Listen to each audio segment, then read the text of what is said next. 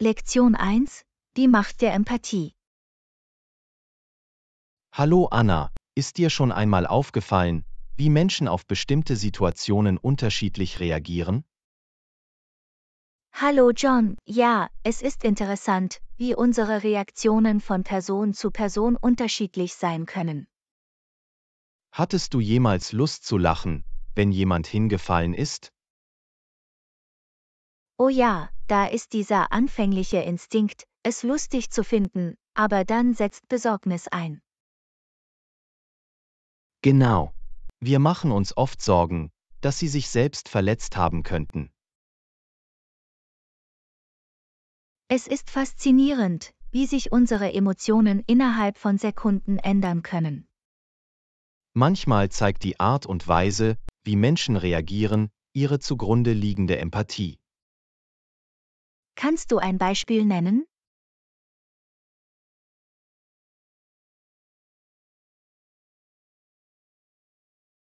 Es zeigt, wie Empathie unsere Reaktionen auf das Unglück anderer beeinflussen kann. Empathie ermöglicht es uns, auf einer tieferen Ebene mit anderen in Kontakt zu treten. Es hilft uns, ihre Gefühle und Erfahrungen zu verstehen. Und es erinnert uns daran, andere mit Freundlichkeit und Mitgefühl zu behandeln. Lasst uns unsere imaginären Flaggen der Empathie hissen und uns bemühen, andere zu verstehen und zu unterstützen. Lektion 2: Bredal Knitters. Hallo Anna, ist dir schon einmal aufgefallen, wie oft Paare an ihrem Hochzeitstag nervös lächeln? Hallo John, ja, es ist üblich, dass sich Braut und Bräutigam an einem so wichtigen Tag etwas ängstlich fühlen. Sie beginnen ein neues Kapitel in ihrem Leben, voller Aufregung und Vorfreude.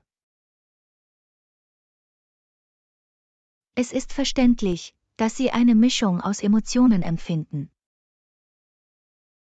Sie lächeln sich an, aber hinter ihren Augen ist ein Hauch von Nervosität zu erkennen. Es ist ein großer Moment, und es sind so viele Erwartungen und Druck damit verbunden. Sie wollen, dass alles perfekt läuft und dass ihr besonderer Tag unvergesslich wird. Es ist wichtig, dass Sie daran denken, die Reise zu genießen und sich nicht zu sehr in die Details zu vertiefen. Absolut. Es geht darum, ihre Liebe und das Engagement zu feiern, das sie füreinander eingehen. Und es ist in Ordnung, nervös zu sein. Es zeigt, dass Ihnen die Bedeutung des Anlasses wirklich am Herzen liegt. Lassen Sie uns unseren imaginären Toast auf Paare richten, die ihren Hochzeitstag mit Freude und Belastbarkeit beginnen. Lektion 3: Zahlen beherrschen. Hallo Anna, hast du irgendwelche Tipps, um Zahlen effektiv auswendig zu lernen? Hallo John, es gibt verschiedene Techniken, die du ausprobieren kannst, um das Auswendiglernen von Zahlen zu erleichtern. Sollen wir die Zahlen einfach für uns selbst wiederholen? Wiederholungen können hilfreich sein, aber sie sind möglicherweise nicht für jeden die effizienteste Methode. Also, ist es besser, den Zahlen eine Bedeutung beizumessen? Genau. Das Erstellen von Assoziationen oder Visualisierungen kann dabei helfen, sich Zahlen zu merken. Kannst du ein Beispiel nennen? Nehmen wir an, Sie müssen sich die Nummer 1492 merken. Sie können es mit der Entdeckung Amerikas durch Christoph Kolumbus in diesem Jahr in Verbindung bringen. Wenn man es an ein historisches Ereignis anhängt, wird es noch unvergesslicher. Genau. Persönliche Verbindungen oder lebendige Bilder können die Kundenbindung verbessern. Was ist, wenn wir uns eine längere Zahlenfolge merken müssen? Sie können sie in kleinere Teile aufteilen oder anhand der Zahlen eine Geschichte erstellen. Das klingt interessant. Es fügt dem Auswendiglernprozess ein erzählerisches Element hinzu. Das tut es. Unser Gehirn erinnert sich in der Regel besser an Geschichten als an isolierte Informationen. Lassen Sie uns unsere imaginären Gedächtnisverstärker erhöhen und kreative Wege erkunden, um das Auswendiglernen von Zahlen anzugehen. Lektion 4: Medienwirkung. Hallo Anna, hast du von der Sorge gehört, dass gewalttätige Fernsehsendungen Menschen weniger empfindlich gegenüber Gewalt machen? Hallo John, ja, es ist ein Thema, das Debatten und Diskussionen ausgelöst hat. Einige argumentieren, dass die Exposition gegenüber Gewalt im Fernsehen unser Einfühlungsvermögen gegenüber Gewalt im wirklichen Leben betäubt. Es ist ein berechtigtes Anliegen. Ständiger Kontakt mit grafischen Inhalten kann uns desensibilisieren. Bedeutet das, dass Menschen weniger von Gewalt betroffen sind? Es ist möglich. Eine Überbelichtung könnte die emotionalen Auswirkungen gewalttätiger Situationen verringern. Was können wir also tun, um Sensibilität und Empathie aufrechtzuerhalten? Die Begrenzung der Menge gewalttätiger Medien, die wir konsumieren, ist ein Ansatz. Das macht Sinn. Wenn wir uns unserer Medienentscheidungen bewusst sind, kann dies erhebliche Auswirkungen haben. Darüber hinaus können Aktivitäten, die Empathie und Mitgefühl fördern, dazu beitragen, die Auswirkungen auszugleichen. Möchtest du Freiwilligenarbeit leisten oder an Gemeinschaftsprojekten teilnehmen? Genau. Indem wir aktiv zu positiven Veränderungen beitragen, stärken wir unsere Sensibilität für das Wohlbefinden anderer. Lassen Sie uns unsere imaginären Empathieflaggen hissen und uns der Medien bewusst sein, die wir konsumieren. Lektion 5: Voicemail-Magie. Hallo Anna, musstest du schon einmal eine Nachricht direkt an die Voicemail einer anderen Person senden? Hallo John, ja, manchmal ist es bequemer, eine Voicemail zu hinterlassen, als einen Live-Anruf zu tätigen. Gibt es eine Möglichkeit, sicherzustellen, dass unsere Nachricht direkt an die Voicemail gesendet wird? Unbedingt. Sie können Ihre Nachricht so einrichten, dass sie das Klingeln umgeht und direkt an die Voicemail gesendet wird. Wie können wir das machen? Eine Methode besteht darin, vor der Telefonnummer des Empfängers ein Sonderzeichen oder Symbol hinzuzufügen. Interessant. Funktioniert es für alle Telefonsysteme? Es funktioniert für die meisten Systeme, aber es ist immer gut zu überprüfen, ob der Mobilfunkanbieter des Empfängers diese Funktion unterstützt. Mit dieser Technik können wir also eine Nachricht hinterlassen, ohne die Person zu stören. Das ist richtig. Es ermöglicht Ihnen, sich die Nachricht nach Belieben anzuhören. Gibt es weitere Tipps zum Hinterlassen effektiver Voicemails? Halten Sie Ihre Nachricht kurz und klar und denken Sie daran, Ihren Namen und Ihre Kontaktinformationen anzugeben. Das ist wichtig, um sicherzustellen, dass Sie uns problemlos erreichen können.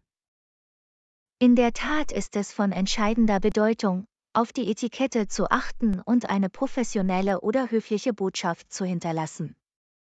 Lassen Sie uns unsere imaginären Voicemail-Flaggen hissen und die Kunst der Direktnachricht beherrschen.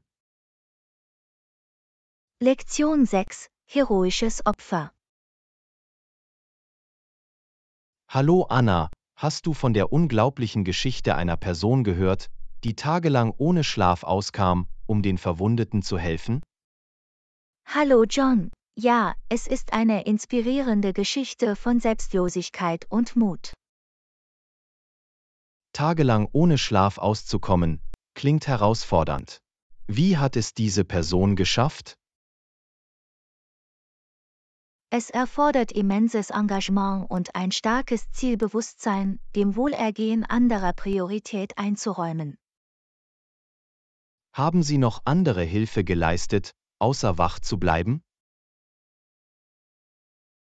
Ja, sie haben sogar ihr eigenes Blut gespendet, um den Verwundeten zu helfen.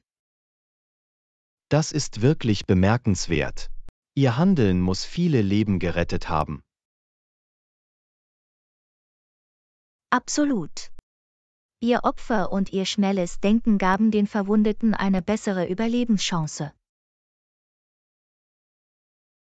Es ist unglaublich, wie das Engagement einer Person eine so große Wirkung haben kann. In der Tat erinnert es uns an die Macht des Mitgefühls und an die Anstrengungen, die wir unternehmen können, um anderen zu helfen. Lasst uns unsere imaginären Heldenumhänge hochziehen und diejenigen ehren, die alles daran setzen, Leben zu retten. Lektion 7: Innovationsreise. Hallo Anna, wusstest du, dass die Entwicklung des Automobils aufgrund seiner Komplexität lange gedauert hat?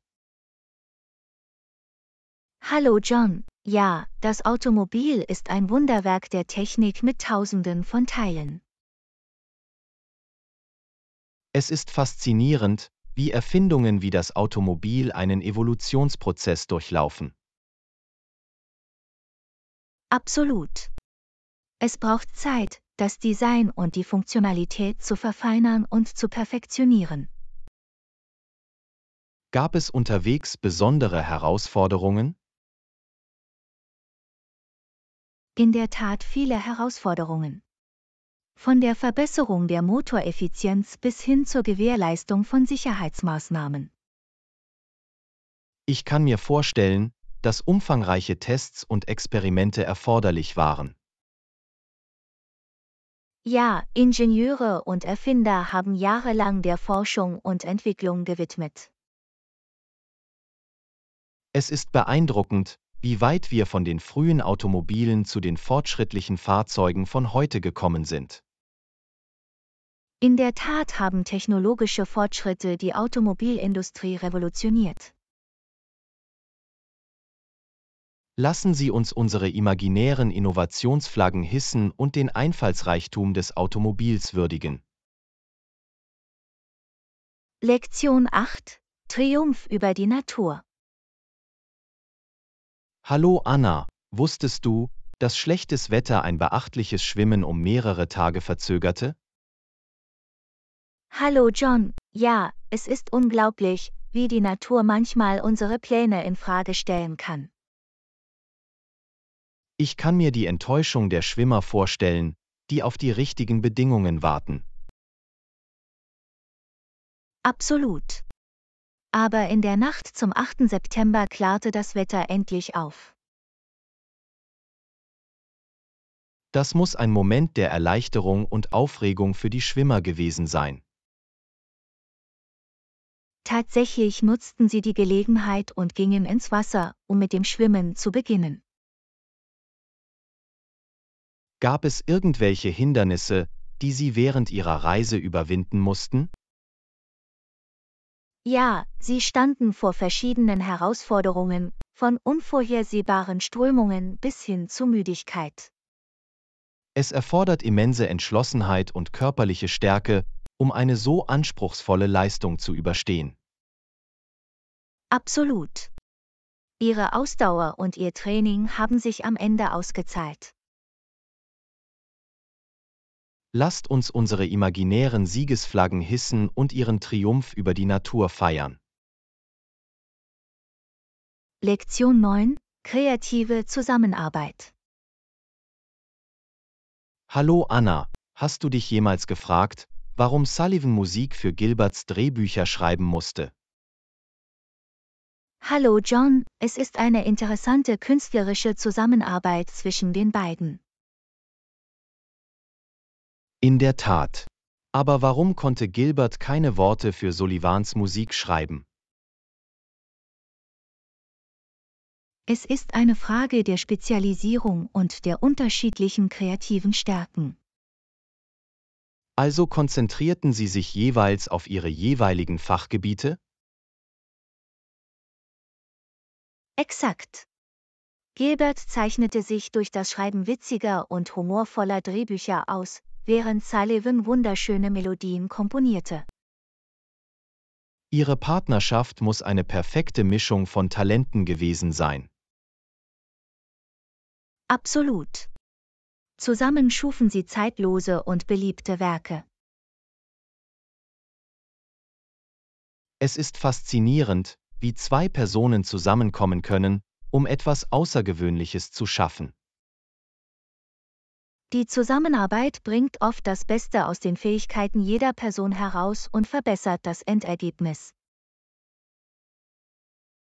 Lasst uns unsere imaginären Kreativitätsfahnen hissen und die Kraft der künstlerischen Zusammenarbeit feiern. Lektion 10: Lokale Restaurants erkunden. Hallo Anna, wie wär's mit Essen? Gibt es lokale Restaurants zum Ausprobieren? Hallo John, auf jeden Fall. Es gibt viele lokale Restaurants mit köstlicher Küche. Ich freue mich darauf, die lokalen Aromen zu probieren und die kulinarische Szene zu erleben.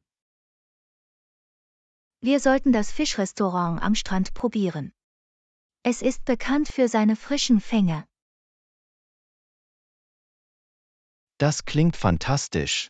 Ich liebe Meeresfrüchte, besonders wenn sie frisch zubereitet werden. In der Innenstadt gibt es auch ein gemütliches Café, das köstliches Gebäck und Kaffee serviert. Perfekt. Ich erkunde gerne malerische Cafés und genieße eine gute Tasse Kaffee. Vergessen wir nicht den Lebensmittelmarkt in der Innenstadt. Es bietet eine Vielzahl von internationalen Gerichten. Das ist ein toller Vorschlag. Wir können verschiedene Küchen an einem Ort probieren. Wir sollten auch die Gelegenheit nicht verpassen, das lokale Streetfood zu probieren. Es ist ein einzigartiges Erlebnis. Ich stimme zu. Streetfood bietet oft einen Einblick in die lokale Kultur und die kulinarischen Traditionen. Wir haben so viele Optionen zur Auswahl. Es wird ein kulinarisches Abenteuer. Vielen Dank, dass Sie diese Empfehlungen geteilt haben. Ich schätze Ihre kulinarische Expertise. Lektion 11: Das Glück umarmen. Hallo Anna, glaubst du nicht, dass jeder manchmal traurig ist? Hallo John, absolut. Es ist ein natürlicher Teil der menschlichen Erfahrung. Ich versuche Dinge zu tun, die mich glücklich machen, wenn ich in eine meiner traurigen Launen gerate. Das ist ein großartiger Ansatz. Es ist wichtig, Wege zu finden, um ihre Stimmung zu heben. In der Tat. Aktivitäten, die uns Spaß machen, können uns helfen, diese Momente der Traurigkeit zu überwinden. Es ist wichtig, unserem geistigen Wohlbefinden Priorität einzuräumen und Glück in unserem täglichen Leben zu suchen. Absolut. Wenn wir uns mit positiven Erfahrungen und Menschen umgeben, kann das einen großen Unterschied machen. Glück liegt oft in den einfachen Freuden und Momenten der Dankbarkeit. Lasst uns unsere imaginären Glücksfahnen hissen und dem Streben nach Freude nachgehen. Prost darauf! Mögen wir Glück in den großen und kleinen Dingen finden, die das Leben zu bieten hat. Absolut. Kultivieren wir eine positive Denkweise und schaffen wir ein Leben voller Glück und Erfüllung. Lektion 12: Besichtigungspläne. Hey Anna, ich hatte eine Idee. Wir sollten unsere Besichtigungspläne für die bevorstehende Reise ausarbeiten. Hallo John. Das klingt nach einer großartigen Idee. Eine vorausschauende Planung hilft uns, unsere Zeit optimal zu nutzen. Exakt. Wir wollen keine Sehenswürdigkeiten oder versteckten Juwelen der Stadt verpassen, die man gesehen haben muss. Ich bin so dankbar, dass wir gemeinsam einen neuen Ort erkunden können. Es macht immer mehr Spaß, Erfahrungen auszutauschen. Auf jeden Fall. Beginnen wir also mit der Recherche der wichtigsten Sehenswürdigkeiten und Attraktionen der Stadt. Das ist ein guter Ausgangspunkt. Wir können eine Liste von Orten erstellen, die wir auf jeden Fall besuchen möchten. Und dann können wir die Öffnungszeiten und Eintrittspreise für jede Attraktion überprüfen. Es ist wichtig, die Zeiten und alle zusätzlichen Kosten zu kennen, um unsere Reiseroute effektiv zu planen. Wir sollten auch die Nähe dieser Attraktionen zueinander berücksichtigen. Wir wollen nicht zu viel Zeit damit verbringen, zwischen Orten zu reisen. Das ist wahr. Es wäre ideal, wenn wir am selben Tag nahegelegene Sehenswürdigkeiten in derselben Gegend besuchen könnten. Wir können sie auf der Karte markieren und sehen, welche gruppiert sind, um eine effiziente Besichtigung zu ermöglichen. Lektion 13: Stimmgesundheit. Hallo Anna, wusstest du, dass es auch wichtig ist, darauf zu achten, dass Ohren und Hals normal aussehen, wenn der Arzt deinen Hals untersucht? Hallo John, absolut. Eine umfassende Untersuchung gewährleistet die allgemeine Stimmgesundheit. Es ist wichtig, auf unseren Stimmapparat zu achten, besonders wenn wir unsere Stimme regelmäßig benutzen.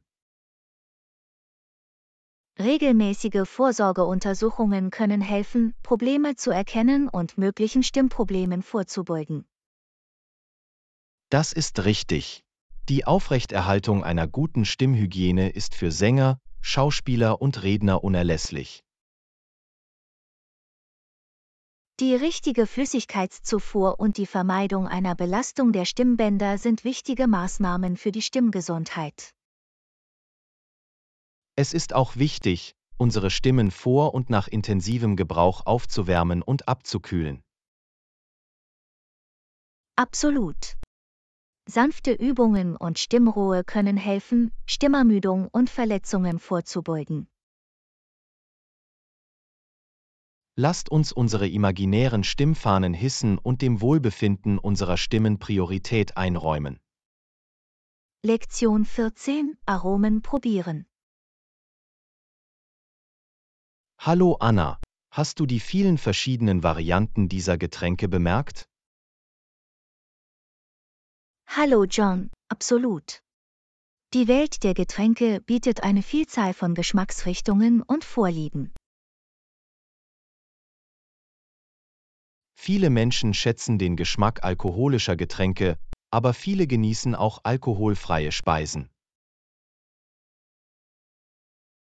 Das ist wahr. Es ist wunderbar, dass für jeden Geschmack und Anlass etwas dabei ist. Von milden Weinen über hopfenreiche Biere bis hin zu erfrischenden Cocktails ist die Auswahl endlos. Darüber hinaus bieten alkoholfreie Getränke wie Mocktails, Kräutertees und Fruchtsäfte köstliche Alternativen. Es ist faszinierend, wie verschiedene Kulturen ihre eigenen traditionellen Getränke mit einzigartigen Aromen haben. Ja, das Erkunden verschiedener Getränke kann eine Möglichkeit sein, das kulinarische Erbe einer Kultur kennenzulernen. Es ist auch interessant, wie Getränke verschiedene Arten der Küche ergänzen können. Absolut. Die Kombination des richtigen Getränks mit einer Mahlzeit kann das gesamte kulinarische Erlebnis verbessern. Lassen Sie uns unsere imaginären Gläser erheben und auf die reiche Welt der Getränke anstoßen. Lektion 15. Grenzenlose Horizonte. Hallo Anna, ist es nicht faszinierend, wie eine der wichtigsten Erfindungen der Moderne es den Menschen ermöglicht hat, viel freier und über viel größere Entfernungen zu reisen? Hallo John, absolut. Die Fortschritte im Transportwesen haben eine Welt voller Möglichkeiten eröffnet. Flugzeuge haben das Reisen revolutioniert und es schneller und zugänglicher gemacht als je zuvor. Es ist unglaublich, wie wir jetzt verschiedene Länder erkunden und verschiedene Kulturen erleben können. Und vergessen wir nicht die Züge, die eine malerische und entspannte Art bieten, durch Landschaften zu reisen. Absolut. Zugreisen ermöglichen es uns, die Schönheit unserer Umgebung zu schätzen. Die Erfindung des Automobils hat uns auch die Freiheit gegeben, Roadtrips zu unternehmen und versteckte Juwelen zu entdecken. Und mit dem Aufkommen der Technologie können wir unsere Reisen einfach planen und auf wertvolle Reiseinformationen zugreifen. Online-Plattformen und Apps haben die Buchung von Unterkünften und die Suche nach lokalen Sehenswürdigkeiten zum Kinderspiel gemacht. Es ist erstaunlich, wie Reisen zu einer transformativen Erfahrung geworden ist, die unsere Perspektiven erweitert. Lassen Sie uns unsere imaginären Pässe erheben und die Weiten der Welt erkunden, die darauf wartet, erkundet zu werden. Lektion 16. Der Preis des Konflikts. Hallo Anna, hast du dich jemals über die Schützengräben gewundert, die während der Kriege aus dem Boden gegraben wurden? Hallo John, absolut. Diese Schützengräben waren eine düstere Erinnerung an die Nöte und Opfer der Soldaten. Es ist erstaunlich, dass manchmal Hunderttausende von Männern in Schlachten getötet wurden, die nur wenige Tage dauerten. Krieg ist eine verheerende Realität, die im Laufe der Geschichte Menschenleben enorm gefordert hat. Die Tapferkeit und Widerstandsfähigkeit, die Soldaten angesichts der Gefahr an den Tag legen, sind wirklich bemerkenswert. Es ist herzzerreißend, an die zurückgebliebenen Familien und Angehörigen zu denken, deren Leben durch die Folgen des Krieges für immer verändert wurde. Krieg hat auch lang anhaltende Auswirkungen auf Gesellschaften, prägt den Lauf der Nationen und hinterlässt Narben, deren Heilung Generationen dauern kann. Es ist wichtig, dass wir nach friedlichen Lösungen streben und aus den Fehlern der Vergangenheit lernen. Wenn wir uns an die Lehren der Geschichte erinnern, können wir verhindern, dass sich solche tragischen Ereignisse wiederholen. Absolut. Die Förderung von Diplomatie, Verständnis und Empathie kann uns zu einer friedlicheren Welt führen. Lassen Sie uns unsere imaginären Olivenzweige aufziehen und uns für Harmonie und Einheit unter den Nationen einsetzen. Lektion 17. Rennstrategien. Hallo Anna, hast du jemals von den legendären Taktiken gehört, die Athleten bei Rennen anwenden? Hallo John, absolut. Einige Athleten unternehmen große Anstrengungen, um sich einen Vorteil zu verschaffen und den Sieg zu sichern. Es ist faszinierend, dass er in einem Rennen sogar dafür bekannt war, mitten im Rennen eine Verletzung vorzutäuschen, nur um sich gerade rechtzeitig zu erholen, um zu gewinnen. Das ist eine ziemlich listige Strategie. Es zeigt, wie viel Mühe einige Athleten auf sich nehmen werden, um ihre Konkurrenten zu überlisten. In der Tat.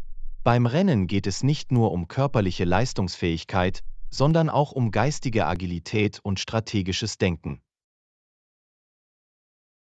Es ist interessant, wie verschiedene Athleten verschiedene Taktiken anwenden, um der Konkurrenz einen Schritt voraus zu sein.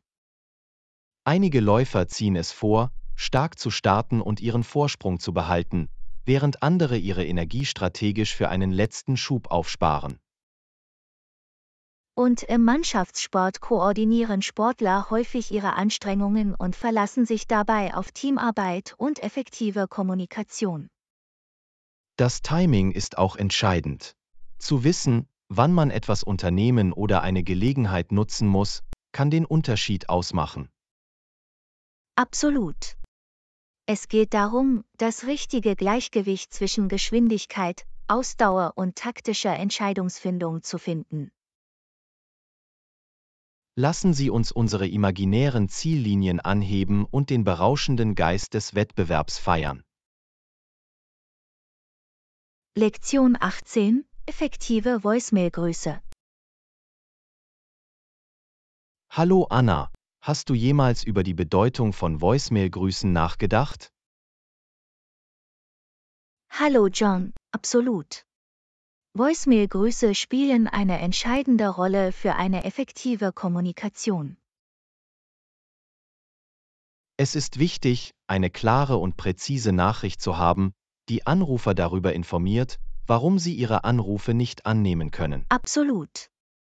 Unabhängig davon, ob sie nicht verfügbar sind oder im Urlaub sind, ist es wichtig, dies in ihrer aufgezeichneten Begrüßung mitzuteilen. Eine gut ausgearbeitete Voicemail-Begrüßung kann Erwartungen wecken und bei Bedarf alternative Kontaktinformationen bereitstellen. Es ist auch eine Gelegenheit, beim Anrufer einen professionellen und freundlichen Eindruck zu hinterlassen. Exakt. Sie können Ihre Begrüßung verwenden, um Dankbarkeit auszudrücken, zu beruhigen oder sogar einen voraussichtlichen Zeitpunkt der Rückkehr anzugeben.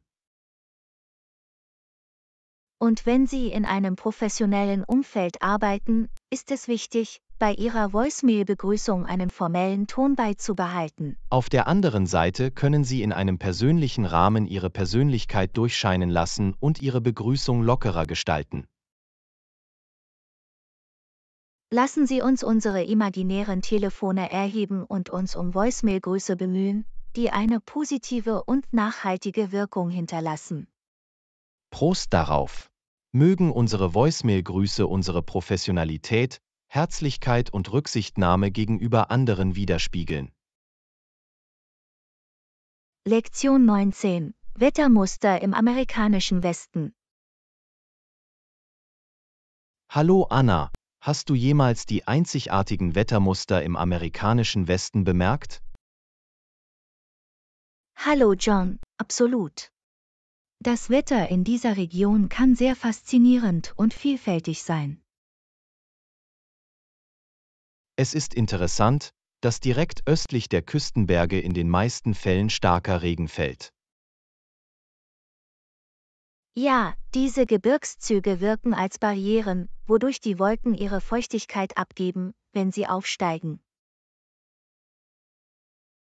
Dieses Phänomen erzeugt einen starken Kontrast zwischen der feuchteren Westseite und der trockeneren Ostseite. Es ist erstaunlich, wie diese geografischen Merkmale das Klima und die Ökosysteme in der Region prägen. Absolut. Die Verfügbarkeit von Wasser hat großen Einfluss auf die Arten der Vegetation und Tierwelt in jeder Region. Und vergessen wir nicht die gelegentlichen Gewitter und Blitze, die zur dramatischen Landschaft beitragen.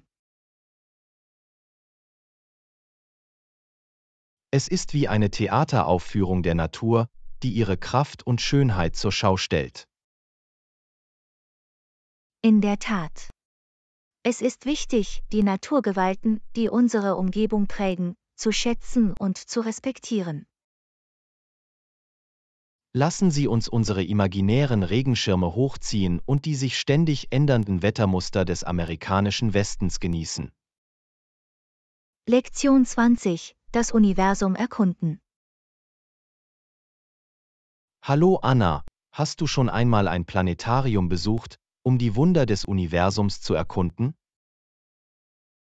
Hallo John, absolut. Planetarien bieten ein immersives Erlebnis, das uns auf eine Reise durch den Weltraum mitnimmt. Es ist unglaublich, wie sie den Nachthimmel nachbilden und Himmelskörper so zeigen, wie sie gerade erscheinen. Ja, wir können die Schönheit der Sterne und Sternbilder so erleben, wie sie vor Tausenden von Jahren aussahen. Es ist, als würde man in die Vergangenheit reisen und sich mit den alten Wundern unseres Universums verbinden.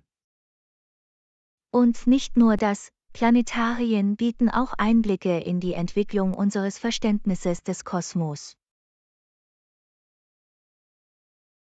Absolut. Von alten Zivilisationen bis hin zu modernen wissenschaftlichen Entdeckungen ist es eine faszinierende Mischung aus Geschichte und Wissenschaft. Es ist faszinierend, wie Technologie es uns ermöglicht, die Weiten unseres Universums auf engstem Raum zu simulieren. Und es ist nicht nur lehrreich, sondern auch unterhaltsam und macht es zu einer unterhaltsamen Erfahrung für Menschen jeden Alters. Lassen Sie uns unsere imaginären Teleskope hochziehen und weiter die Geheimnisse und die Schönheit des Kosmos erkunden. Prost darauf! Möge unsere Faszination für das Universum uns dazu inspirieren, nach Wissen zu streben und die Weite unserer Existenz zu schätzen.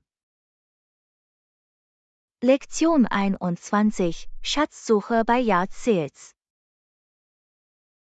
Hallo Anna, bist du schon einmal auf Schatzsuche bei Flohmärkten gegangen? Hallo John, absolut. Flohmärkte können eine Goldgrube sein, um einzigartige und erschwingliche Artikel zu finden. Es ist erstaunlich, was für Dinge auf Flohmärkten verkauft werden. Sie können fast alles finden, was Sie in einem Haus oder Garten finden könnten. Absolut, von Möbeln und Geräten bis hin zu Kleidung und Elektronik ist die Vielfalt endlos. Und vergessen wir nicht die versteckten Juwelen wie Vintage-Sammlerstücke, Antiquitäten und einzigartige Kunstwerke. Es ist, als würde man eine Fundgrube betreten, in der man nie weiß, auf welchen wertvollen Gegenstand man stoßen könnte. In der Tat kann der unerwünschte Besitz einer Person der geschätzte Fund einer anderen Person sein. Darüber hinaus bieten Flohmärkte die Möglichkeit, lokale Gemeinden zu unterstützen und Abfall zu reduzieren, indem Artikel ein zweites Leben erhalten. Es ist eine Win-Win-Situation. Sie können tolle Angebote finden und gleichzeitig zu nachhaltigen und umweltfreundlichen Praktiken beitragen. Lasst uns unsere imaginären Einkaufstüten hochziehen und beim nächsten Flohmarkt auf Schatzsuche gehen. Prost darauf! Mögen unsere Abenteuer uns zu unerwarteten Schätzen und unvergesslichen Funden führen. Lektion 22: Das unsichtbare Leben. Hallo Anna, hast du jemals über die unsichtbaren Leben in unseren Städten nachgedacht? Hallo John, absolut. Unter der Oberfläche passiert so viel, was oft unbemerkt bleibt. Es ist herzzerreißend, an diejenigen zu denken, die in den Kellern der Häuser zittern und darum kämpfen, Schutz zu finden. Ja, Obdachlosigkeit ist ein drängendes Problem, und es gibt Menschen, die auf den Straßen der Stadt schlafen und unter harten Bedingungen leben. Es ist eine deutliche Erinnerung daran, dass es inmitten von Glitzer und Glamour Menschen gibt, die vor immensen Herausforderungen stehen. Es ist wichtig, dass wir diese unsichtbaren Realitäten anerkennen und auf die Schaffung einer inklusiveren Gesellschaft hinarbeiten. Absolut. Wir sollten uns bemühen, unser Mitgefühl und unsere Unterstützung auf diejenigen auszudehnen, die marginalisiert und unsichtbar sind. Es ist eine Erinnerung daran, dass jeder Mensch Würde und die Möglichkeit verdient, sich zu entfalten, unabhängig von seinen Umständen. Lassen Sie uns unsere Stimmen erheben und uns für sozialen Wandel einsetzen, um Empathie und Verständnis in unseren Gemeinden zu fördern. Lektion 23 Kabinettbildung. Hallo Anna, haben Sie die jüngsten Entwicklungen bei der Ernennung der wichtigsten Minister verfolgt? Hallo John, absolut.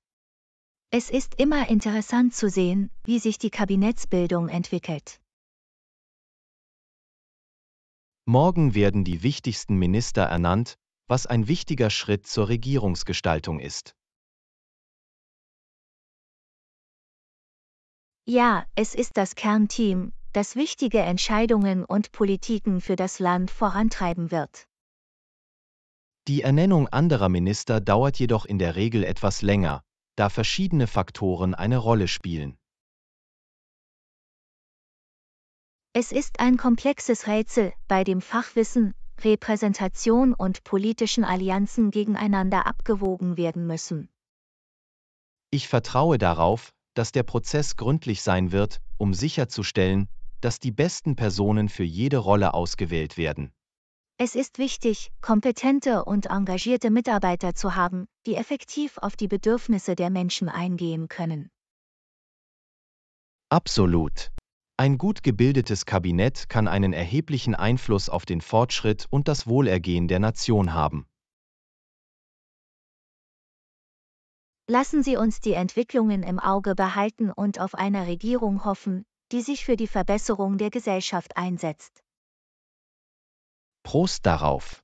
Möge die Kabinettsbildung zu einer harmonischen und erfolgreichen Zukunft für unser Land führen. Lektion 24 Wirkungsvoll sprechen. Hallo Anna, musstest du schon einmal eine Rede für eine wichtige Sache halten? Hallo John, absolut.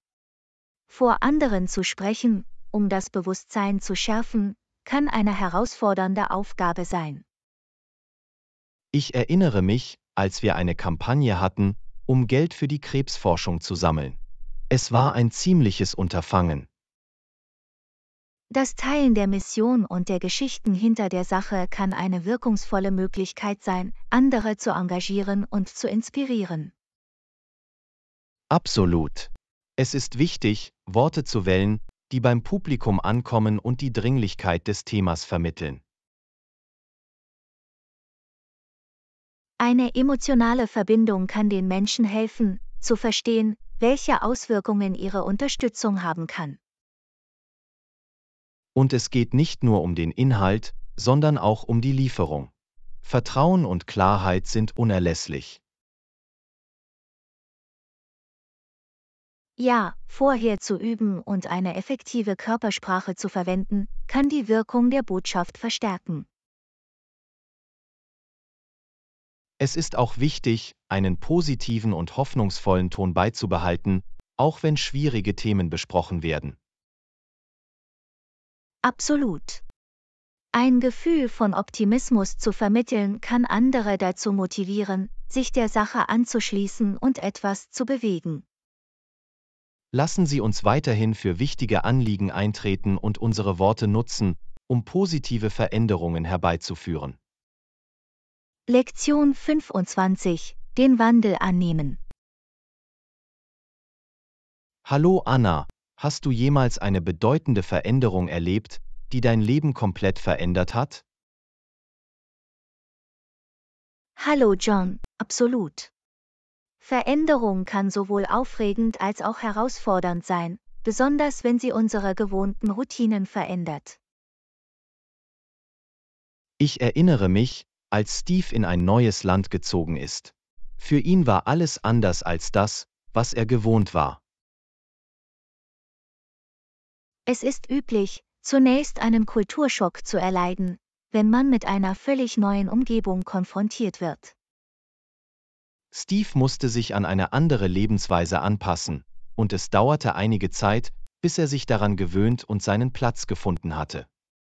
Es kann überwältigend sein, wenn alles um dich herum anders aussieht und du dich in ungewohnten Sitten zurechtfinden musst. Aber mit der Zeit nahm Steve die Veränderung an und erkannte, dass Vielfalt sein Leben auf unerwartete Weise bereichern kann. Absolut. Das Erleben verschiedener Kulturen erweitert unsere Perspektiven und ermöglicht es uns, als Individuen zu wachsen. Es ist wichtig, Neuanfänge mit Offenheit und der Bereitschaft anzugehen, das Unbekannte anzunehmen.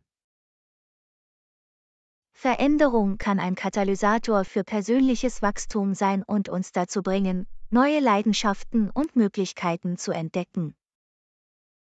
Ermutigen wir uns und andere, unsere Komfortzonen zu verlassen und die Schönheit des Wandels anzunehmen. Lektion 26: Freizeit. Hallo Anna, wie verbringst du normalerweise deine Freizeit nach einem langen Tag? Hallo John, ich genieße verschiedene Aktivitäten, um mich zu entspannen und neue Energie zu tanken. Wie steht's mit dir? Nun, nach der Arbeit schaue ich normalerweise fern und esse etwas. Es hilft mir, mich zu entspannen. Das klingt nach einer gemütlichen Art, sich zu entspannen. Fernsehen kann eine Quelle der Unterhaltung und der Flucht sein. Das ist es in der Tat. Manchmal rufe ich auch gerne meinen Freund am Telefon an und plaudere nett. Es ist eine großartige Möglichkeit, eine Verbindung herzustellen. Mit Freunden zu sprechen kann erfrischend und erhebend sein.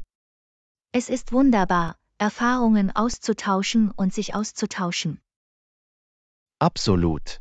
Nach dem Telefonat suche ich mir normalerweise ein bequemes Plätzchen und setze mich hin, um ein gutes Buch zu lesen oder Musik zu hören. Das klingt nach einer perfekten Art, Ihre Freizeit zu verbringen. Bücher und Musik können uns in verschiedene Welten entführen. Das können sie sicherlich. Es ist erstaunlich, wie sie verschiedene Emotionen hervorrufen und unsere Fantasie anregen können. Denken wir daran, der Freizeit Priorität einzuräumen und Aktivitäten zu unternehmen, die uns Freude und Entspannung bringen. Prost darauf! Mögen unsere Freizeitmomente voller Glück und Verjüngung sein. Lektion 27: Planung für Spaß mit Kindern. Hallo Anna, ich dachte, wenn wir mit den Kindern in den Park gehen, was brauchen wir noch? Vielleicht bringen sie auch ihr Lieblingsspielzeug mit, um mehr Spaß zu haben? Hallo John. Das ist eine großartige Idee. Es ist wichtig, die Kinder zu unterhalten. Welche anderen Gegenstände sollten wir Ihrer Meinung nach mitbringen? Zusammen mit ihren Lieblingsspielzeugen könnten wir einige Spiele für draußen wie einen Ball oder eine Frisbee einpacken. Auf diese Weise können sie verschiedene Aktivitäten genießen. Das klingt perfekt. Abwechslung ist der Schlüssel, um sie zu beschäftigen und zu begeistern. Wir könnten auch eine Picknickdecke und ein paar Snacks für eine kleine Snackpause mitbringen. Ausgezeichneter Vorschlag. Ein Picknick gibt den Kindern die Möglichkeit, sich auszuruhen und neue Energie zu tanken, bevor sie ihre Spielzeit wieder aufnehmen. Absolut. Es ist wichtig, Ihr Energieniveau zu berücksichtigen und ihnen die Möglichkeit zu geben, neue Energie zu tanken. Ich stimme zu. Es ist auch eine gute Idee, Sonnencreme und Hüte mitzubringen, um ihre empfindliche Haut vor der Sonne zu schützen. Sonnenschutz ist besonders an sonnigen Tagen von entscheidender Bedeutung. Wir möchten Ihre Sicherheit und Ihren Komfort während unserer gesamten Zeit im Park gewährleisten. Auf jeden Fall. Und wo wir gerade von Sicherheit sprechen, es würde nicht schaden, einige grundlegende Erste-Hilfe-Utensilien wie Pflaster und antiseptische Tücher mitzunehmen, nur für den Fall kleinerer Unfälle. Das ist eine kluge Vorsichtsmaßnahme. Es ist besser, auf Pannen vorbereitet zu sein, egal wie klein sie sind. Absolut. Schließlich sollten wir daran denken, Wasserflaschen mitzubringen, damit die Kinder während unseres Outdoor-Abenteuers ausreichend Flüssigkeit zu sich nehmen können. Flüssigkeitszufuhr ist der Schlüssel, insbesondere bei körperlichen Aktivitäten. Es ist wichtig, die Kinder zu ermutigen, genug Wasser zu trinken. Einverstanden. Um es noch einmal zusammenzufassen, bringen wir Ihre Lieblingsspielzeuge, Spiele im Freien, eine Picknickdecke, Snacks, Sonnencreme, Hüte, grundlegende Erste-Hilfe-Ausrüstung und Wasserflaschen mit. Habe ich etwas verpasst? Das deckt alles ab, was mir einfällt. Es scheint, als wären wir gut vorbereitet für einen unterhaltsamen Tag im Park mit den Kindern. Das glaube ich auch. Es ist wichtig, ihnen eine Vielzahl von Aktivitäten zu bieten und für ihr Wohlbefinden zu sorgen. Absolut. Indem wir ihre Vorlieben und Bedürfnisse berücksichtigen, können wir eine angenehme und sichere Erfahrung für alle Beteiligten gewährleisten. Ich freue mich darauf, das Lächeln auf ihren Gesichtern zu sehen, während sie viel Spaß beim Spielen mit ihren Lieblingsspielzeugen und Spielen im Freien haben. Ich auch. Das wird ein unvergesslicher Tag voller Spaß und Gelächter. Stellen wir sicher, dass wir auch einige wertvolle Momente mit unseren Kameras festhalten. Das ist eine tolle Idee. Wir werden bleibende Erinnerungen an diesen besonderen Ausflug mit den Kindern schaffen. Ich kann mir die Freude und Aufregung schon vorstellen. Es wird ein fantastischer Tag. Vielen Dank, dass Sie diese Ideen vorgeschlagen haben. Du bist willkommen. Ich freue mich, dass wir gemeinsam ein Brainstorming durchführen konnten. Es wird sowohl für die Kinder als auch für uns eine wundervolle Zeit. In der Tat. Machen wir daraus einen Tag, an den wir uns erinnern werden. Wir sehen uns im Park. Wir sehen uns dort. Mach dich bereit für einen Tag voller Spaß und Abenteuer. Lektion 28: Einen Einkaufsbummel planen. Hallo Anna, ich dachte, es würde Spaß machen, bald zusammen einkaufen zu gehen. Was denkst du? Hallo John. Das klingt nach einem Plan. Ich bin immer bereit für eine Einkaufstherapie. Wo sollen wir hingehen? Wie wäre es, das neue Einkaufszentrum zu erkunden, das gerade in der Innenstadt eröffnet wurde? Ich habe großartige Dinge darüber gehört. Das klingt aufregend. Das wollte ich mir schon lange ansehen. Es wird eine perfekte Gelegenheit sein, um zu sehen, was auf uns zukommt. Absolut. Es ist immer eine gute Idee, über die neuesten Trends auf dem Laufenden zu bleiben und neue Geschäfte zu erkunden. Ich könnte nicht mehr zustimmen. Außerdem macht das gemeinsame Einkaufen mehr Spaß und wir können uns gegenseitig Modetipps geben. Das ist wahr. Es ist immer hilfreich, eine zweite Meinung einzuholen, wenn man verschiedene Outfits anprobiert. Auf jeden Fall. Während unseres Einkaufsbummels können wir auch in einem der Restaurants des Einkaufszentrums etwas essen. Das ist eine tolle Idee. Einkaufen und Essen gehen Hand in Hand, und das gibt uns die Möglichkeit, neue Energie zu tanken und zu entspannen. Ich freue mich schon darauf. Gibt es etwas Spezielles, das du während unserer Einkaufstour zu finden hoffst? Ich bin auf der Suche nach einem neuen Paar Sneakers und ein paar Freizeithemden. Was ist mit dir? Ich muss meine Sommergarderobe auf den neuesten Stand bringen, also werde ich nach Kleidern, Röcken und vielleicht ein paar Accessoires suchen. Klingt, als hätten wir eine Einkaufsliste parat. Es wird interessant sein zu sehen, was uns auffällt. Absolut. Sie wissen nie, welche versteckten Juwelen Sie beim Erkunden verschiedener Geschäfte entdecken könnten. Das ist das Schöne am Einkaufen. Es geht nicht nur darum, das zu finden, was Sie brauchen, sondern auch darum, auf unerwartete Schätze zu stoßen. Ich könnte nicht mehr zustimmen. Es ist der Nervenkitzel der Jagd, der das Einkaufen zu einem Abenteuer macht. Haben Sie bevorzugte Marken oder Geschäfte, die Sie im Einkaufszentrum besuchen möchten? Ich habe ein paar Favoriten, aber ich bin auch offen dafür, neue Marken zu entdecken. Abwechslung ist schließlich die Würze des Lebens. Mir geht es genauso. Bleiben wir unvoreingenommen und erkunden wir verschiedene Geschäfte, um das Beste aus unserem Einkaufsbummel herauszuholen. Auf jeden Fall. Das Ausprobieren verschiedener Stile und das Verlassen unserer Komfortzonen kann zu überraschenden Entdeckungen führen. Das ist der Geist. Ich freue mich auf unseren Einkaufsausflug.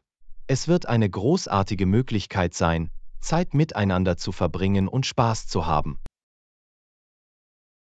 Ich stimme voll und ganz zu. Es geht nicht nur um das Einkaufen, sondern auch um die Gesellschaft und die Erinnerungen, die wir schaffen werden. Das ist es, was gemeinsame Erlebnisse besonders macht. Ich freue mich, dass wir diesen Einkaufsbummel zusammen planen. Ich auch. Das wird ein unvergesslicher Tag. Ich kann es kaum erwarten, mit dir einkaufen zu gehen. Ebenso. Machen wir es zu einem unvergesslichen Tag. Wir sehen uns bald. Lektion 29: Flexibilität aushandeln. Hallo Anna, mir ist aufgefallen, dass die Richtlinien für das Projekt zu starr sind. Können wir über mehr Flexibilität sprechen? Hallo John. Ich verstehe deine Bedenken. Flexibilität ist unerlässlich, um sich an unerwartete Situationen anpassen zu können. Welchen Vorschlag haben Sie im Sinn? Ich denke, es wäre von Vorteil, mehr Spielraum in Bezug auf die Fristen und den Ansatz zu haben, den wir zur Erreichung der Projektziele verfolgen. Ich verstehe, woher du kommst. Es ist wichtig, ein Gleichgewicht zwischen Struktur und Anpassungsfähigkeit zu finden. Wie schlagen Sie vor, dass wir vorgehen? Eine Idee besteht darin, einen Rahmen zu schaffen, der Anpassungen auf der Grundlage von Projektentwicklungen ermöglicht. Auf diese Weise können wir unvorhergesehenen Umständen Rechnung tragen. Das klingt vernünftig. Es ist wichtig, einen Plan zu haben, der sich nach Bedarf weiterentwickeln kann. Wie würden Sie vorschlagen, dass wir diesen Rahmen umsetzen? Wir könnten regelmäßig einchecken, um die Fortschritte zu bewerten und alle notwendigen Änderungen zu besprechen. Dies würde sicherstellen, dass wir auf dem richtigen Weg bleiben und gleichzeitig die Flexibilität wahren. Ich stimme zu. Regelmäßige Kommunikation ist der Schlüssel, um alle auf dem Laufenden zu halten und potenzielle Probleme rechtzeitig zu lösen. Wie oft schlagen Sie vor, dass wir diese Check-ins durchführen? Ich denke, ein wöchentliches Treffen wäre von Vorteil, bei dem wir den Status des Projekts überprüfen und bei Bedarf Anpassungen vornehmen können. Das klingt nach einem guten Plan. Ein wöchentliches Meeting bietet genug Frequenz, um auf dem Laufenden zu bleiben, ohne unseren Arbeitsablauf zu stark zu stören. Exakt. Es schafft ein Gleichgewicht zwischen der Abstimmung aller Beteiligten und der Möglichkeit, zwischen den Besprechungen konzentriert zu arbeiten. Wir können diese Zeit auch nutzen, um Ideen zu sammeln und Probleme zu lösen. Mir gefällt die Idee, die Besprechungszeit für gemeinsame Problemlösungen zu nutzen. Es fördert die Teamarbeit und fördert kreatives Denken. Zusammenarbeit ist für ein erfolgreiches Projekt unerlässlich. Indem wir das Team in die Entscheidungsfindung und Problemlösung einbeziehen, können wir das Fachwissen und die Perspektiven aller Beteiligten nutzen. Ich stimme voll und ganz zu. Es fördert das Gefühl der Eigenverantwortung und befähigt die Teammitglieder, ihr Bestes zu geben. Darüber hinaus würde eine flexible Denkweise es uns ermöglichen, alternative Lösungen zu erkunden und unseren Ansatz auf der Grundlage neuer Informationen oder Rückmeldungen anzupassen. Absolut. Flexibilität öffnet die Tür zu Innovation und Verbesserung. Es ist wichtig, aufgeschlossen und bereit zu sein, Veränderungen anzunehmen, wenn es nötig ist. Ich freue mich, dass wir in Bezug auf die Bedeutung von Flexibilität auf derselben Wellenlänge sind. Dies wird zum Gesamterfolg des Projekts beitragen.